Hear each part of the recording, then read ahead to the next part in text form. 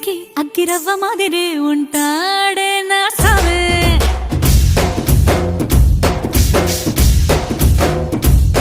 మెత్తాని పత్తి పువ్వుల మరే సంటాడే